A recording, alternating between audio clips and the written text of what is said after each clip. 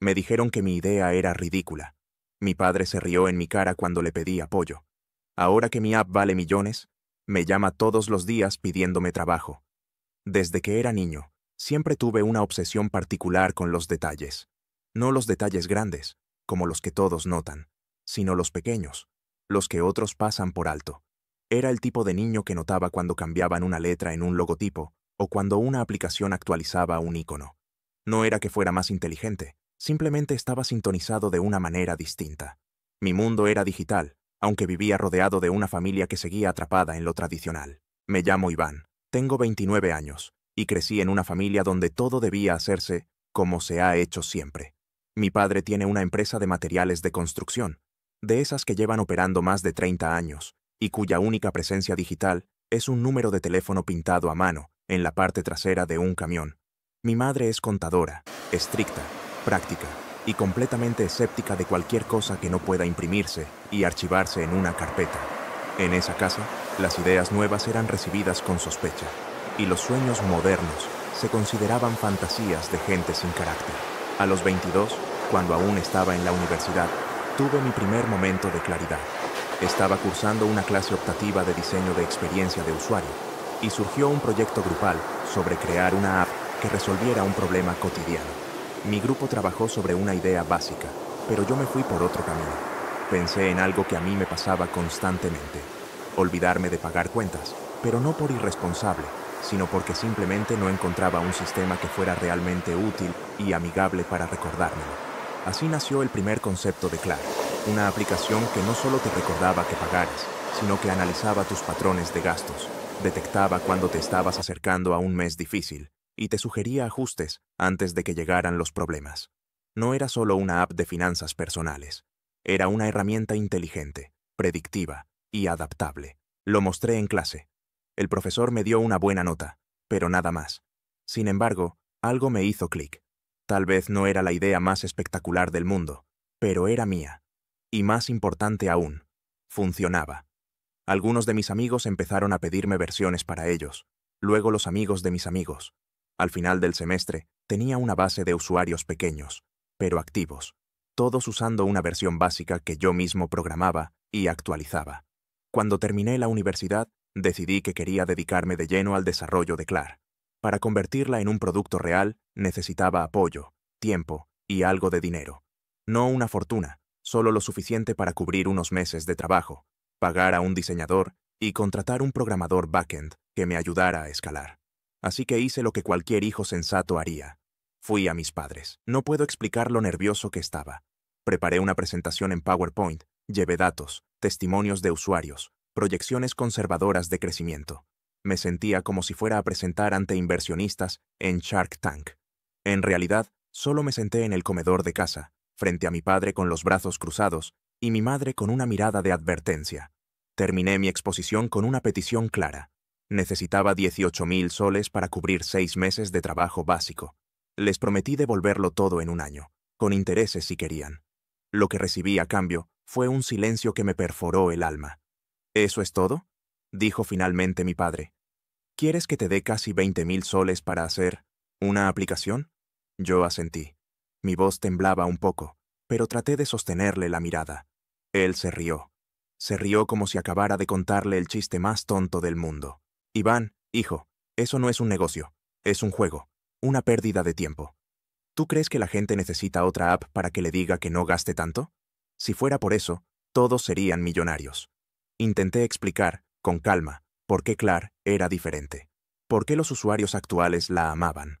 Por qué tenía sentido invertir en algo así, especialmente con la creciente digitalización de las finanzas personales.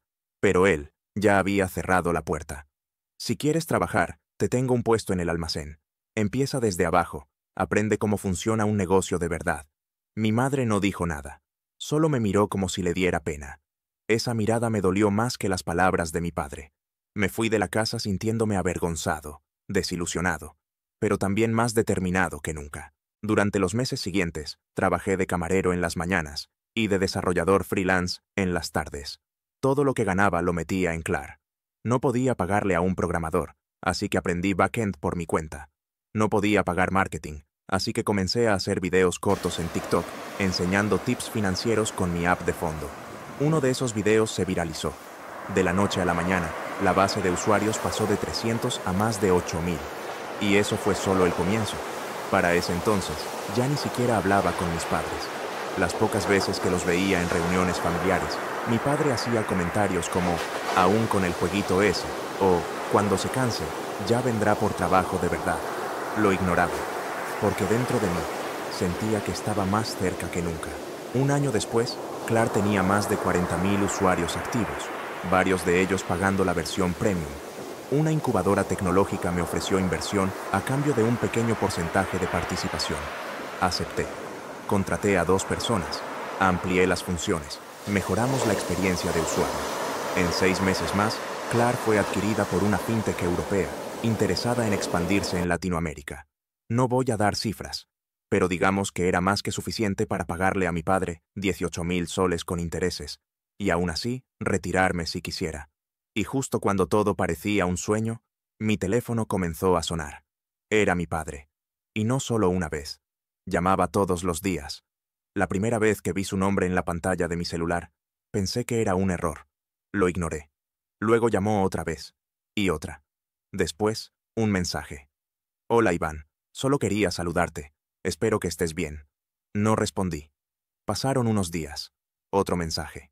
Vi que te fue bien con tu empresa. Me alegra. ¿Podemos conversar? Esta vez, lo dejé en visto. No era que quisiera vengarme ni mantener una herida abierta, pero el Iván que le suplicó apoyo y fue humillado no se había olvidado. Y aunque ahora tuviera una app exitosa y dinero en la cuenta, había cicatrices que no se curaban con billetes. No lo odiaba, pero no estaba listo para recibirlo como si nada hubiera pasado. Hasta que un día, mientras tomaba un café con uno de los primeros usuarios de Klar, ahora mi socio comercial, me dijo algo que me hizo pensar. ¿Sabes qué es peor que el rechazo? El silencio. A veces, solo decir lo que uno siente es suficiente para cambiar la historia.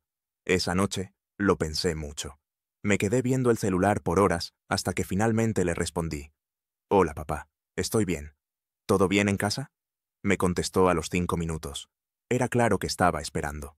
Sí, todo bien. Pero me gustaría hablar contigo en persona, si es posible. Nos vimos 2 días después, en un café discreto, lejos de su círculo habitual. Cuando lo vi entrar, sentí una punzada en el pecho.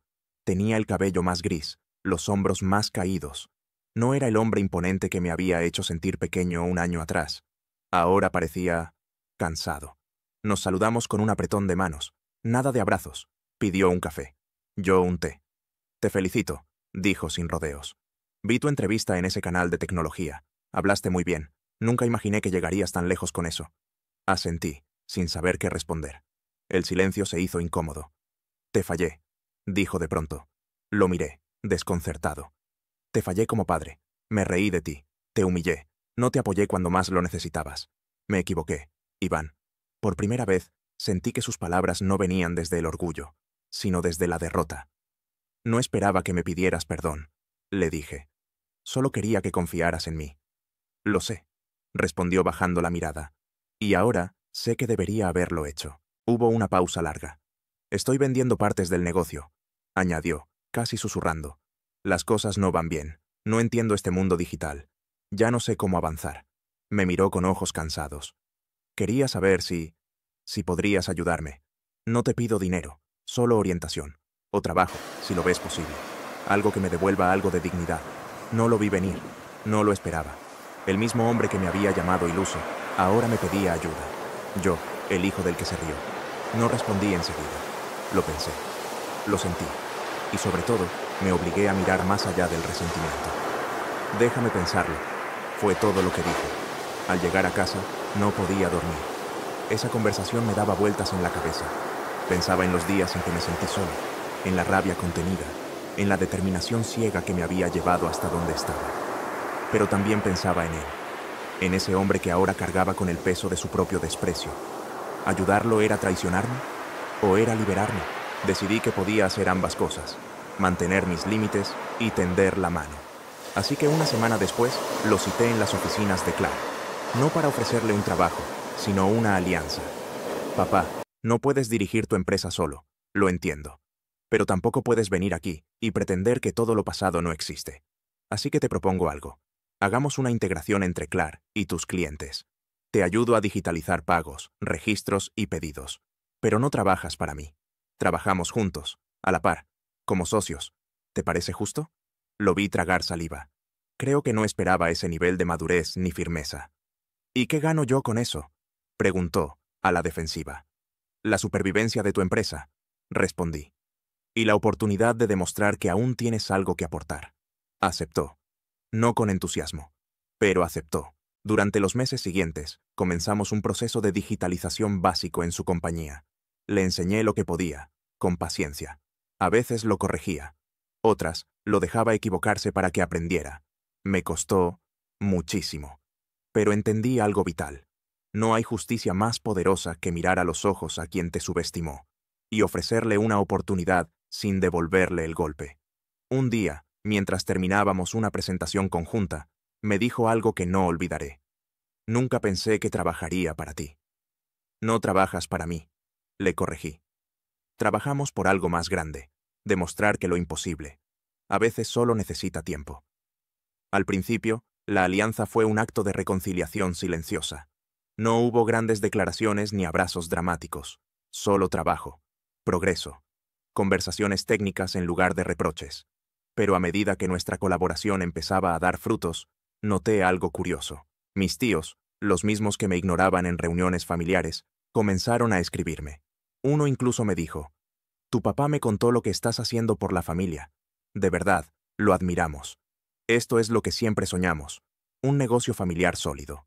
Negocio familiar. Esas dos palabras me dolieron más de lo que deberían, porque cuando golpeé puertas buscando apoyo, nadie lo llamó así. Cuando comía arroz con atún por semanas para pagarle a mis desarrolladores, nadie se apareció con una llamada. Cuando mi cuenta estaba en rojo y tuve que empeñar mi laptop para seguir programando, no había familia ni negocio. Y ahora, que salimos en revistas, que las ventas se triplicaron, que Clar empezaba a ser una referencia nacional, ahora sí, todos querían tomarse la foto.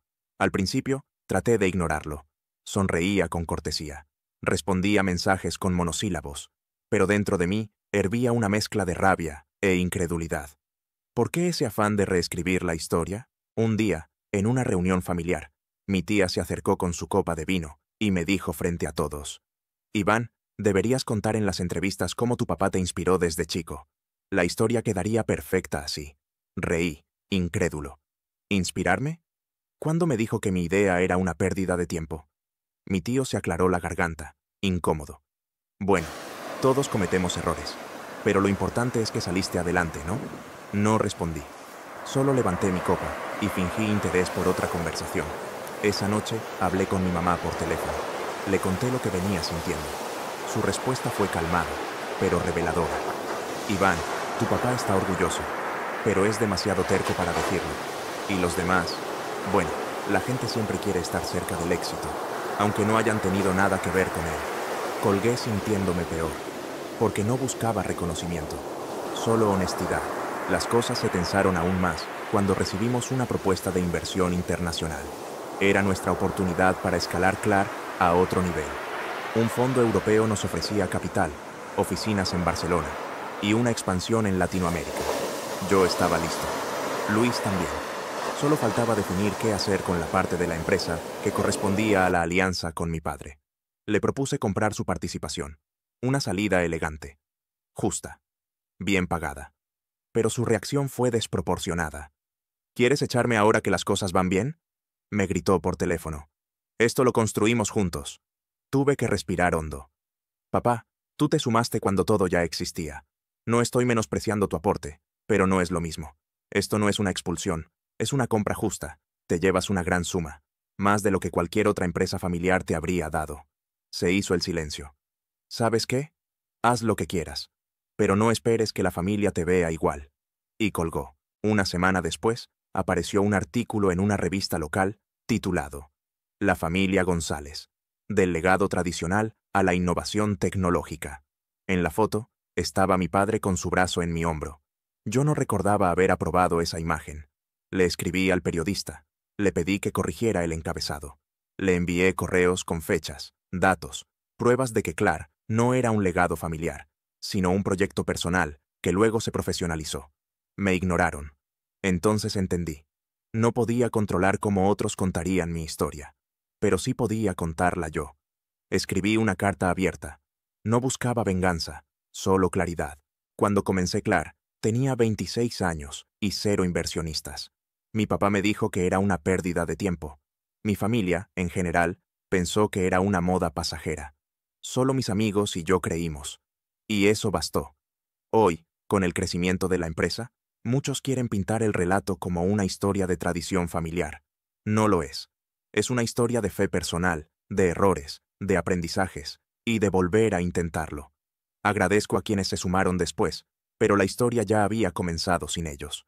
Publiqué la carta en mi blog, en LinkedIn y en mi Instagram.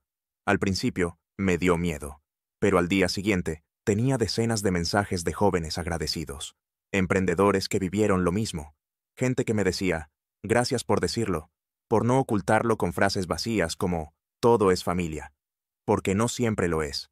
Mi padre no respondió, mis tíos tampoco, pero mi abuela, la única que me había enviado 100 soles por Yape cuando todo comenzó, me escribió, leí tu carta, estoy orgullosa, escribiste con verdad y sin rencor. Eso es lo que hace fuerte a una persona. Y lloré. Porque ella sí fue parte del negocio familiar. La única que creyó cuando era solo un sueño, escrito en papel reciclado. Con la carta publicada y el silencio como respuesta, pensé que el capítulo estaba cerrado. Ingenuamente. Un mes después, la Universidad Nacional me invitó a dar una charla sobre emprendimiento. No era algo grande, pero para mí sí. Era la misma universidad en la que me había graduado, y ahora querían que regresara como caso de éxito. Me preparé con ilusión, llevé algunas anécdotas, datos reales de nuestras campañas exitosas, e incluso llevé un gráfico proyectando cómo Clar había crecido con base en decisiones arriesgadas pero pensadas. El auditorio estaba lleno. Estudiantes, docentes, incluso un par de directivos. Entre el público vi una cara conocida. Mi padre. Sentí un nudo en el estómago. No sabía que asistiría.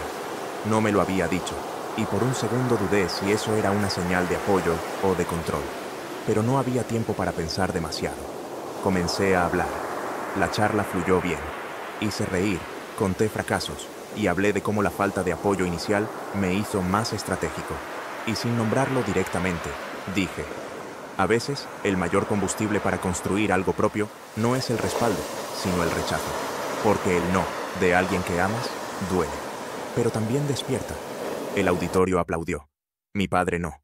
Después del evento, se me acercó. Me dio la mano, mirándome a los ojos. Fue buena charla, dijo seco. Pero no sé por qué sigues repitiendo esa historia. Nadie quiere escuchar que su padre fue un obstáculo. Le respondí tranquilo. No estoy inventando nada, estoy contando lo que pasó. ¿Y qué ganas con eso? Nada, dije. Pero tampoco quiero que otros ganen con una historia que no vivieron. Se dio la vuelta y se fue. Fue la última vez que hablamos en meses. La vida siguió. Clar cerró una alianza con una entidad bancaria importante, y nuestro equipo se duplicó. Empecé a delegar más, a confiar más. Incluso pude tomarme unas vacaciones por primera vez en 3 años. Pero algo me seguía pesando. No por enojo. Era culpa. Porque, por más que tuviera razón, una parte de mí quería reparar algo. No con mi padre. Conmigo. Así que una tarde, volví a casa de mi mamá. Solo ella. Llevé pan, jugo, como si volviéramos a esas épocas de meriendas después del colegio. Al principio fue incómodo, pero luego de una hora hablando de trivialidades, me dijo, «Tu papá no está bien, Iván». ¿Enfermo? No físicamente, pero no duerme. No sale. Dice que lo traicionaste. Me quedé callado. La palabra traicionar me tocó una fibra. Porque yo también me sentía traicionado, solo que nunca lo había dicho en voz alta. Le pedí a mi mamá que me dejara entrar a su biblioteca. Allí estaba todo. Fotos viejas, premios de mis hermanos, y también un cuadro con un recorte de periódico. Mío. Una entrevista donde hablaba de Clar. Enmarcado. Con vidrio. Suspiré. Tal vez sí estaba orgulloso. Tal vez era solo su forma de sentir que, aunque no participó del inicio, quería sentirse parte. Decidí enviarle un mensaje. No para disculparme, solo para abrir la puerta. Si algún día quieres hablar de verdad, sin versiones, sin orgullo, estoy listo. Te dejo la invitación abierta. No contestó, pero tampoco volvió a hablar mal de mí con la familia. Lo supe porque uno de mis primos me escribió. Oye, tu viejo me dijo que tu empresa es fuerte porque vos sos testarudo, pero que esa testarudez te salvó. Sonó respetuoso. Tal vez era su forma de decir lo siento. A los 6 meses, me llamaron para una entrevista de televisión nacional. No solo por Clar, sino por cómo había defendido mi empresa de una narrativa falsa. La periodista me dijo, tu historia tiene algo distinto. No solo es éxito, es verdad. Antes de salir en vivo, me preguntó, ¿quieres agradecer a alguien en especial? Pensé en mis amigos fundadores, en mis empleados, en mi mamá, pero también en quien me había negado ayuda. Sí, a todos los que me dijeron que no, porque si no me hubieran empujado fuera, nunca habría aprendido a caminar solo. Al día siguiente, mi padre me envió una foto. Era él, viendo la entrevista por TV. Y un mensaje. Supongo que caminar solo te llevó lejos, pero igual te mirábamos desde la ventana. Y eso fue todo. No hubo disculpa, no hubo abrazo, pero sí un cierre. Porque hay historias que no se corrigen, solo se cuentan completas. Un año después de todo eso, Clar fue invitada a participar en una licitación internacional. Una firma europea buscaba un socio latinoamericano para fortalecer su red de ciberseguridad en la región. Era grande, tan grande que incluso empresas con décadas en el rubro estaban en la competencia. Nosotros no, porque, aunque habíamos crecido, seguíamos siendo vistos como una startup joven, liderada por un chico brillante sin apellido fuerte, como me dijo una vez un ejecutivo, sin darse cuenta de que su micrófono estaba abierto. Pero esta vez, no iba a dejar que ese prejuicio nos cerrara otra puerta. Presentamos una propuesta sólida, técnica, con visión. Mostramos resultados reales, números auditados y casos de éxito con empresas nacionales. Pero, sobre todo, compartimos algo que no tenían los otros, un modelo adaptado al contexto latinoamericano, uno que entendía las limitaciones y necesidades reales de la región. Y funcionó. Ganamos. Firmamos el contrato en una ceremonia sencilla, pero para mí fue uno de los días más importantes de mi vida. No por el dinero ni el prestigio, por la mirada de mis socios, de mi equipo, y por la llamada que hice después. Abuela. Lo logramos. Ella lloró. Yo también. Porque esa mujer, que nunca invirtió un sol en mi negocio, fue quien me dio la primera inversión real.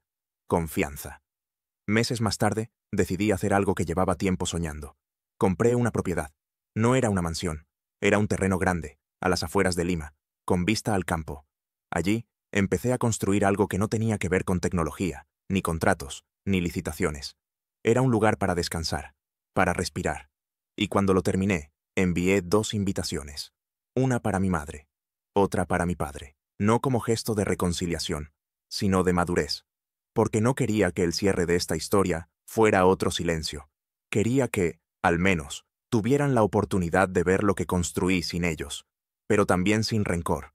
Mi madre llegó temprano, caminó por el jardín, tocó las paredes y sonrió con esa expresión de orgullo callado. Mi padre llegó 1 hora después. Traía una botella de vino. ¿Y esto?, preguntó. Lo compré, dije, con las ganancias del último trimestre. Se quedó en silencio. Y luego, sin mirarme, dijo, siempre supe que lo harías. No respondí. No era momento para discutir quién tenía razón. Solo serví 2 copas. Y brindamos. No por el pasado. No por el futuro. Solo por el hecho de que, a veces, no se trata de ganar, sino de sostenerse sin romperse. Hoy, cuando la gente me pide consejos de negocios, no les hablo de estrategia, ni de capital semilla. Les hablo de algo más difícil de conseguir. Fe interna. Les cuento que el primer inversionista no es alguien con dinero. Es alguien que ve en ti lo que aún ni tú ves. A veces es una abuela, a veces un amigo, o una pareja. Y a veces, eres tú mismo. Hace poco, me invitaron a un evento de antiguos alumnos del colegio. No suelo ir a esas cosas, pero esta vez acepté. En la cena, uno de mis antiguos profesores me presentó como el fundador de Clar, uno de los nuestros, un ejemplo de que la terquedad, bien dirigida, puede construir imperios. Y entre los aplausos, vi que uno de los asistentes, un joven estudiante, me miraba con los ojos muy abiertos. Al terminar la charla, se acercó. Disculpe, ¿cómo supo que debía seguir, incluso cuando todos decían que no? No dudé. Porque cuando estás solo, pero tu idea te hace vibrar por dentro. No estás realmente solo. Me dio las gracias y se fue. Yo me quedé ahí, en el pasillo del auditorio, pensando en cómo una historia puede cambiar según quien la cuente. Por eso escribí esta, porque no quiero que, con los años, alguien diga que Clark fue un negocio familiar. No lo fue. Fue un acto de fe, de reconstrucción y, sobre todo, de no permitir que el silencio escriba el final.